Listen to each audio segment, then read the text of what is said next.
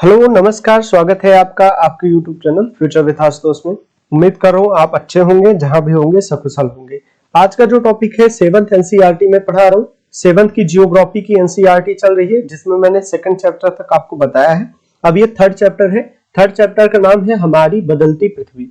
चलिए आगे बढ़ते हैं और स्क्रीन को सेट करते हुए आगे क्लास को लेते हैं। स्थल मंडल अनेक प्लेटों में विभाजित है, जिन्हें स्थल मंडलीय प्लेट कहते हैं। ये समझ रहे हैं ना, प्लेट क्या होती हैं, आगे बात करेंगे। स्थल मंडल अनेक प्लेटों में विभाजित है। आपको यह जानकर आश्चर्य होगा कि ये प्लेट हमेशा धीमी गति से चारों तरफ घूमती रहती हैं। ये प्लेटें हमेशा धीमी गति से हमेशा चारों तरफ घूमती रहती हैं। ये क्या हुआ ना, वेगनर नाम के वैज्ञानिक थे, उन्होंने प्लेटों के बारे में बताया। प्लेट विवर्तक सिद्धांत ने प्लेटों की गति के बारे में बताया। ठीक है, प्लेटों की गति के बारे में इन्होंने बताया था। तो उसी से शुरू होगी कि प्लेट क्या होती है। प्लेट मतलब जो पृथ्वी है ना, पृथ्वी 7 बड़े प्लेटें और 100 से अधिक छोटी छोटी प्लेटों के रूप में विभाजित है। शुरुआत के समय में क्या था कि सारी प्लेटें एक जगह इकट्ठी थी, और बाद जिसको हम पेंजिया नाम से जानते थे, जिसका विभाजन हुआ और अंगारा लैंड और गोंडवाना लैंड में धीरे धीरे टूट के अलग अलग प्लेटों में टूटा। ये प्लेटें हमेशा धीमी गति से गति करती हैं। प्रत्येक वर्ष केवल कुछ ही मिलीमीटर के लगभग चल पाती हैं। पृथ्वी के अंदर पिघले हुए मैग्मा में होने वाली गति के कारण ऐसा होता है। पृथ्वी के अंदर पिघला हुआ मैग्मा एक वृत्तीय रूप में घूमता रहता है, जैसा कि क्रियाकलाप में दिखाया गया है। प्लेट की इस गति के कारण पृथ्वी की सतह पर परिवर्तन होता है। सतह पर परिवर्तन होगा। पृथ्वी की गति को उन बलों के आधार पर विभाजित किया जाता है जिनके कारण ये गतियां उत्पन्न हुई हैं। जो बल पृथ्वी के आंतरिक भाग से घटित होते हैं उन्हें अंतर्जनिक बल कहते हैं, एंडोजेनिक फोर्स कहते हैं। ठीक है, अंतर्जनिक बल कहते हैं। और वे बल, जो बल पृथ्वी के सतह से उत्पन्न होते हैं, उसे बहिर्जनिक बल कहते हैं, एक्सोजेनिक फोर्स कहते हैं। ठीक है, इतनी बातें आपको क्लियर है। चलिए, चित्र में भी दिखाया गया, अंतर्जनिक बल कभी आकस्मिक गति उत्पन्न करते हैं तो कभी धीमी गति। भूकंप और ज्वालामुखी इनके उदाहरण है। ठीक है, इनके उदाहरण। पृथ्वी की गतियों के बारे में देखो। पृथ्वी की गतियां एक अंतर्जनिक है और एक बहिर्जनिक है। आकस्मिक बल और पटल विरूपणीय बल होता है। आकस्मिक बल में भूकंप आएगा, ज्वालामुखी आएगा, भूस्खलन आएगा। पटल विरूपणीय मतलब जैसे कि भूस्खलन आ गया, उसके कारण पर्वत निर्माण हो जाता है।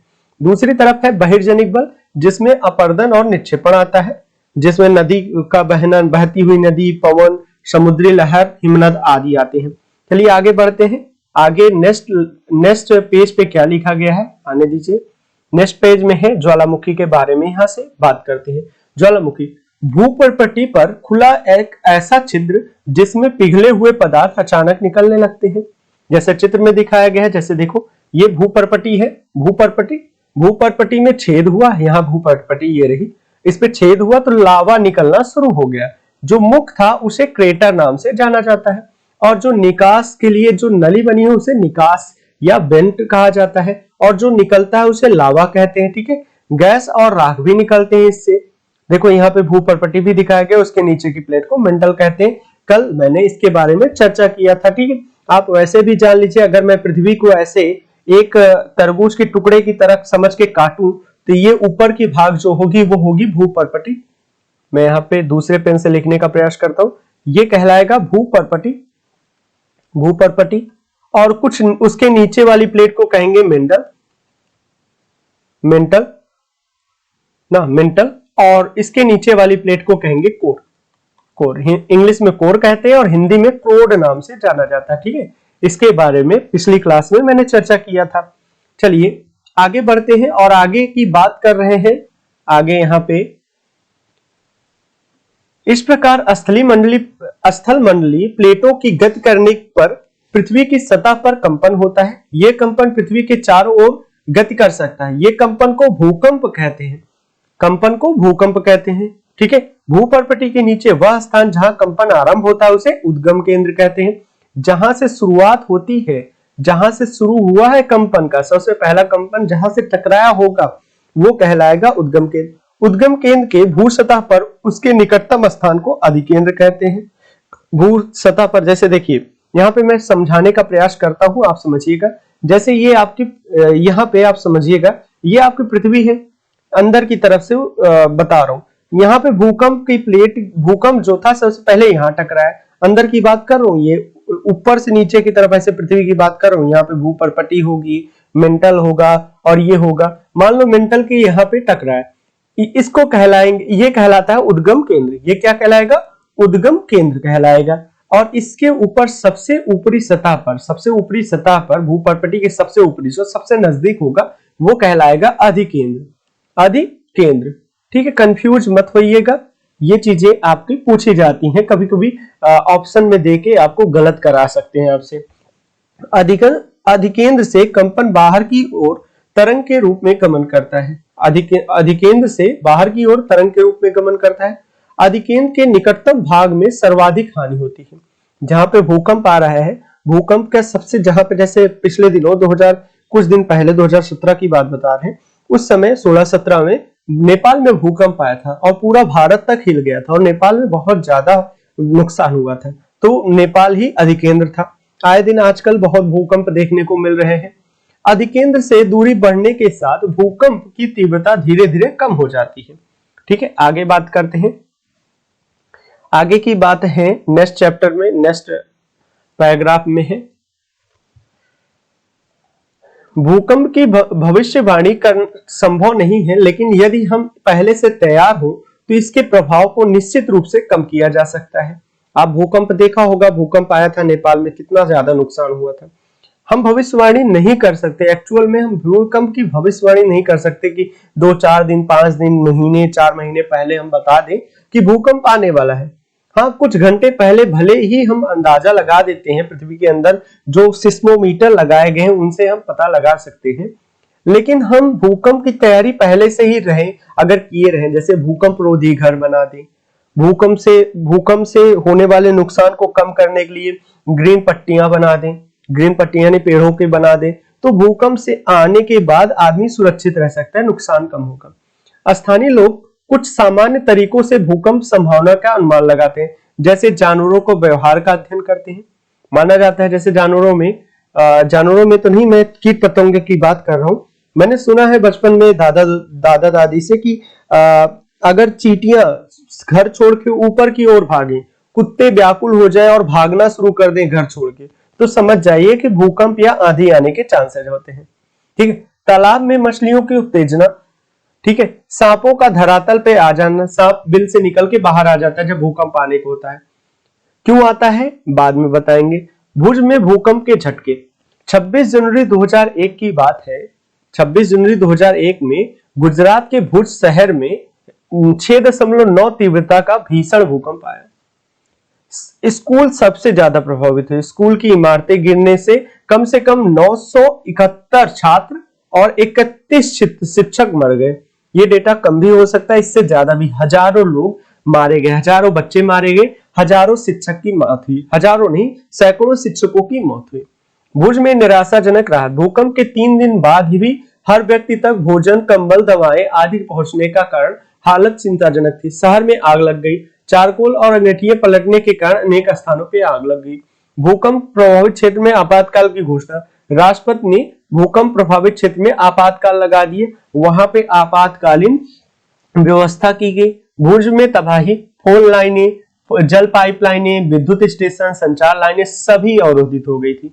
मुख्यमंत्री की केंद्र से अपील, गुजरात सरकार ने संकट का सामना करने के लिए केंद्र से वित्तीय मदद मांगी थी, उस समय की बात है। अब आप एक चीज कर सकते हो कि भूकंप के बारे में कौन कौन से भूकंप आए हैं, कब आए हैं, कितना नुकसान किया है, कितनी तीव्रता रही है, इसका आप एक आंकड़ा बना सकते हो, जिससे आपको काफी चीजें समझ में आ जाएगी। अब कह रहे हैं मुख्य स्थलाकृतियां, अपक्षय और अपर्दन नामक 2 प्रक्रमों द्वारा दृश्य भूमि लगातार विघटित होती रहती है।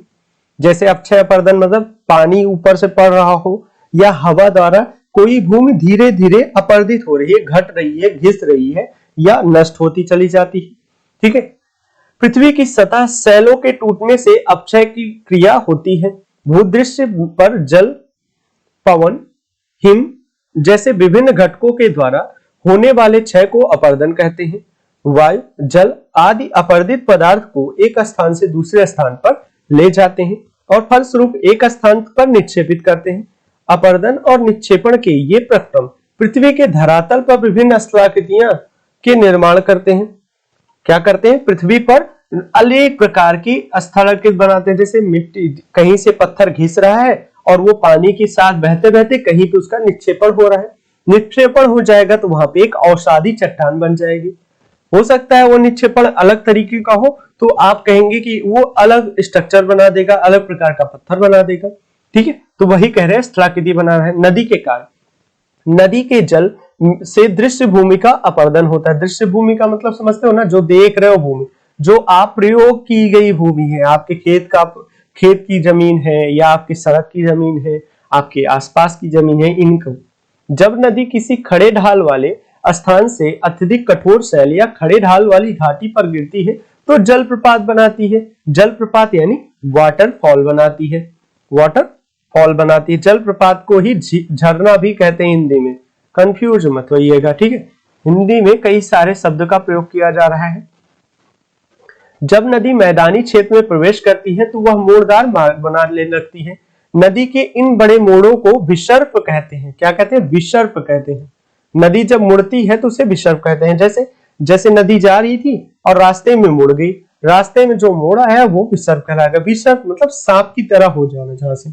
इसके बाद विसर्पों के किनारों पर लगातार अपरदन और निक्षेपण होना शुरू हो जाता है। एक तरफ अपरदन होगा तो दूसरी तरफ निक्षेपण होगा। आपको पता है विसर्प लूप के सिरे निकट आते जाते हैं। समय के साथ विसर्प लूप नदी में कट जाता है। समय के साथ विसर्प लूप नदी से कट जाता है। क्या होता है देखिए, यहाँ पे मैं समझाने का प्रयास करता हूं। यहाँ पे जगह बना के यहाँ पे समझाता हूं। जैसे ये एक विसर्प था, मैं आपको यहां से समझाने का प्रयास करता हूं। थोड़ा सा मुझे वक्त दीजिए, 1 मिनट। जैसे ये नदी थी, ये नदी गई, ठीक है, ये विसर्प बनाया उसने। ठीक है, अब विसर्प बनाया। अब रेड कलर से आप फोकस करिएगा, रेड कलर से मैं बता रहा हूं। एक तरफ तो इसके अपरदन होगा और एक तरफ अपक्षय होगा। अपक्षय और अपरदन साथ में होगा। ये नदी धीरे धीरे यहाँ पे जमाव होने लगेगा और यहाँ पे कटाव होगा। एक समय ऐसा आएगा कि ये वाला भाग पूरी तरह, ये वाला भाग ज्यादा मुड़ने के कारण नदी से अलग हो गया। नदी से अलग हो जाएगा तो यहाँ पे थोड़ा बहुत जल तो आ जाएगा, थोड़ा बहुत जल तो बचा ही रहेगा। ये थोड़ा बहुत जल झील का निर्माण करते हैं। जैसे उदाहरण आपके सामने मिलेंगे। विसर्प लूप नदी से कट जाते हैं। समय के साथ विसर्प लूप नदी से कट जाते हैं, ठीक है, और अलग झील बनाते हैं जिसे चाप झील कहते हैं। क्या कहते हैं? चाप झील। चाप मतलब समझते हैं ना, चाप मतलब कटा हुआ भाग। जैसे आप गणितों में पढ़ते थे चाप लगाना। कभी कभी नदी अपने तटों के बाहर बहने लगती है, फलस्वरूप निकटवर्ती क्षेत्रों में बाढ़ आ जाता है। इसका सबसे अच्छा उदाहरण कौन सा है? आप कहोगे सर बिहार में, बिहार का शोक कहोगे सर। एक और कहते हैं बंगाल का शोक। 2 नदियां हैं, बंगाल का शोक नाम से जाना जाता है। दोनों को आप कमेंट करके फटाफट बताइए कि बिहार का शोक किसको कहा जाता है और बंगाल की शोक किस नदी को कहा जाता है। वो नदियां इसके उदाहरण हैं। बाढ़ के कारण नदी के तटों के निकटवर्ती क्षेत्रों में महीन मिट्टी एवं अन्य पदार्थों का निक्षेपण होने लगता है। जैसे जहां बाढ़ आएगी वहां पे कचड़ा जमेगा, ठीक है। कचड़ा मतलब कचड़े वाली बलुई मिट्टी जमने शुरू हो जाएगी, बहुत उपजाऊ होती है, उसी को जलोढ़ मिट्टी कहते हैं। ऐसी मिट्टी एवं पदार्थ को अवसाद कहते हैं। इससे समतल उपजाऊ बाढ़कृत मैदान निर्माण हो जाता है। क्या होगा भाई? इससे समतल उपजाऊ बाढ़कृत मैदान उत्पन्न हो जाता है। नदी के उत्खित तटों को तटबंध कहते हैं। समुद्र तक पहुंचते पहुंचते नदी का प्रवाह धीमा हो जाता है तथा नदी अनेक धाराओं में विभाजित हो जाती है। नदी क्या होगी? अनेक धाराओं में विभाजित हो जाती है, जिसे वितरिका कहते हैं। जैसे आप देखे होंगे हुगली नदी जो है, हुगली गंगा नदी से बंगाल में गंगा नदी 2 पार्ट में हो जाती है। एक मुख्य धार के अलावा एक छोटी सी दूसरी धार बंगाल में चली जाती है, पश्चिम बंगाल में। हुगली नदी गंगा नदी की एक वितरिका है, ना कि सहायक नदी है, ठीक है। हुगली नदी गंगा नदी की एक वितरिका है। जैसे ये रास्ते से जा रही थी, ज्यादा बहाव हो गया तो एक इधर चली गई, एक इधर हो गया, 2 रास्ते में टूट गया तो ये दोनों इनकी वितरिकाएं कहलाती हैं। यहाँ नदी इतनी धीमी हो जाती है कि अपने स्थान पर लाए गए मलबे का निक्षेपण करने लगती है। प्रत्येक वितरिका अपने मुहाने का निर्माण करती है। सभी मुहानों को अवसाद संग्रह से डेल्टा का निर्माण करते हैं और सबसे बड़ा डेल्टा भारत में ही है। विश्व का सबसे बड़ा डेल्टा सुंदरवन का डेल्टा। कौन सा है? सुंदरवन का डेल्टा। सुंदरवन का डेल्टा। और वो कहां पे है? आप कहोगे सर कि ये है हमारे भारत देश में, भारत में है, ठीक है, पश्चिम बंगाल और बांग्लादेश में ही इसका पड़ता है। सुंदरी वृक्ष की अधिकता के कारण ही सुंदरवन नाम पड़ा है इसका, ठीक है। समुद्री तरंगों के कार्य, यहाँ पे देखिए, समुद्री तरंगों के अपर्दन और निक्षेपण तटीय स्थलाकृत बनाते हैं। समुद्री तरंगे लगातार सैलों से टकराती रहती हैं, जिससे दरार विकसित होता है। समय के साथ ये दरारें बड़ी और चौड़ी हो जाती हैं। इसको समुद्री गुफा कहते हैं। समुद्री गुफा कहते हैं। देखो यहाँ पे बनाया गया होगा, अगर मैं गलत नहीं हूं, ये देखो समुद्री गुफा बन गया ना, छोटा सा ये वाला पार्ट देखो, समुद्री गुफा बन गया कि नहीं। यहाँ पे समुद्री गुफा बन गया कि नहीं। यहाँ पे इतना स्थान बन जाता है कि आप जाके वहां पे बैठ सकते हो। इन गुफाओं के बड़े होते जाने पर इनसे छत ही बचती है, जिसे तटीय मेहराब कहते हैं। क्या कहते हैं? तटीय मेहराब। क्या होगा? इतना ज्यादा गहरा हो जाएगा कि सिर्फ छत ही छत रह जाएगा, नीचे कोई जमीन नहीं रह जाएगी, तो वो कहलाएगी तटीय मेहराब, ठीक है। लगातार अपर्दन छत को भी तोड़ देते हैं और केवल दीवारें बचती हैं। दीवार जैसी इन आकृतियों को स्टैक कहते हैं। क्या कहते हैं? स्टैक कहते हैं। समुद्री जल के ऊपर लगभग ऊर्ध्वाधर उठे हुए ऊंचे शैली तटों को समुद्री भृगु कहते हैं। समुद्री भृगु कहते हैं। समुद्री तरंगे किनारों पर अवसाद जमा करती है कर समुद्री पुलिन का निर्माण करती है। पुलिन मतलब आप कहोगे बंदरगाह को भी पुलिन कहते हैं, बंदरगाह, ठीक है, बंदरगाह टाइप का, या ये समझो द्वीप, छोटा सा द्वीप टाइप का, द्वीपीय शेप बनाती है। द्वीपीय शेप बनाती है मतलब जैसे जैसे आप समझिएगा कि ये भारत के नक्शे में कई आपको पुलिन देखने को मिलेंगे। ये वाली पुलिन है, जैसे ये भारत है, जैसे ये गया तो छोटा सा ऐसे शेप बन गया, तो उसको कहलाएगा पुलिन। हिमनद के कार्य। हिमनद क्या होता है? जब नदियां, जब बर्फों के पहाड़ों के ऊपर बड़े बड़े झील हैं, जो बर्फानी झील है, उन्हीं को हिमनद कहा जाता है। हिमनद अथवा हिमानी बर्फ की नदियां होती हैं। हिमनद अपने नीचे की कठोर चट्टानों से गोलाश्मी मिट्टी और पत्थरों को अपरदित कर देते हैं। ये गोलाश्मी मिट्टी और पत्थर से भूदृश्य अपरदन होता है। हिमनद गहरे गर्तों का निर्माण करते हैं। हिमनद गहरे गर्तों का निर्माण करेंगे। पहाड़ी क्षेत्रों में बर्फ पिघलने से उन गर्तों में जल भर जाता है और वे सुंदर झील बनाते हैं। हिमनद के द्वारा लाए गए पदार्थ जैसे छोटे छोटे सैल, रेत, तलछट, मिट्टी निक्षेपित होती है। ये निक्षेप हिमनद हिमोड़ कहलाते हैं। हिमनद हिमोड़ कहलाते हैं, ठीक है। जल से किया तो जलोढ़ बनाएगा, नहीं तो हिमनद हिमोड़ बनाएगा। अब बात आती है पवन के कार्य। क्या आपने कभी रेगिस्तान देखा है? बालू के टीलों के चित्र एकत्रित करने का प्रयास करिए। रेगिस्तान में पवन अपरदन और निक्षेपण का प्रमुख कारक है। हवा चलती है, पता चला कि कहीं कहीं पे कुछ अलग स्ट्रक्चर था और थोड़ी देर में उड़ गया। रेगिस्तान में आप छत्रक के आकार के सेल देखे होंगे, जिन्हें सामान्यतः छत्रक सेल कहते हैं। क्या कहते हैं भाई? छत्रक सेल कहते हैं। आगे बढ़ते हैं। पवन सेल के ऊपरी भाग की अपेक्षा निचले भाग को आसानी से काटती है, इसलिए इस ऐसी सेल के आधार संकीर्ण एवं शीर्ष विस्तृत होते हैं। पवन चलने पर यह अपने साथ रेत को एक स्थान से दूसरे स्थान तक पहुंचाते हैं। जब पवन का बहाव रुकता है तो यह रेत गिरकर छोटी पहाड़ी बनाते हैं, जिसे बालू टिब्बा कहते हैं। जिसे क्या कहते हैं? बालू टिब्बा कहते हैं। बालू टिब्बा कहते हैं। जब बालू कण महीन व हल्के होते थे, वायु में उनका उठाकर अत्यधिक दूर ले जाते हैं। जब ये वायु के कण विस्तृत क्षेत्र में निक्षेपित हो जाते हैं तो लोएस बनाते हैं। क्या बनाते हैं? लोएस बनाते हैं। कुल मिला के अगर आपसे कोई पूछ ले कि ये लोएस क्या है, लोएस, जैसे प्रश्न आता है यूपीएससी में, लोएस संबंधित है, आपसे पूछेगा लोएस संबंधित है, ठीक है।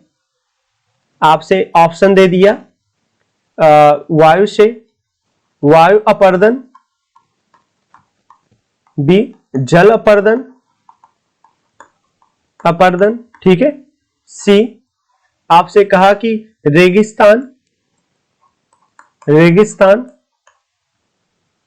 रेगिस्तान, चलिए डी, ए और सी दोनों, और सी दोनों।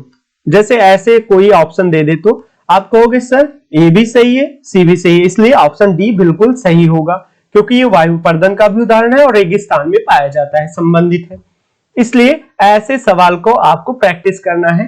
तो अगर आपको आंसर राइटिंग करनी है तो यहाँ पे अभ्यास दिया गया है, इससे आप कर सकते हो। बाकी आपको कोई प्रकार की प्रॉब्लम है तो आप मुझे इंस्टाग्राम पे फ्यूचर विद आशुतोष नाम से मेरी आईडी है, उस पर सर्च करके आप फॉलो कर सकते हो, वहां पे अपने प्रश्न पूछ सकते हो। बाकी आप मेरे Telegram channel future with Ashutosh को भी ज्वाइन करिए, जहां पे आपको सिर्फ और सिर्फ काम की पीडीएफ मिलेगी। कम आएगा चैनल पे, रोज भी मैं कोई पीडीएफ अपलोड नहीं करता हूं, लेकिन जो भी करता हूं एकदम सॉलिड रहता है। तो मुझे दीजिए इजाजत, धन्यवाद।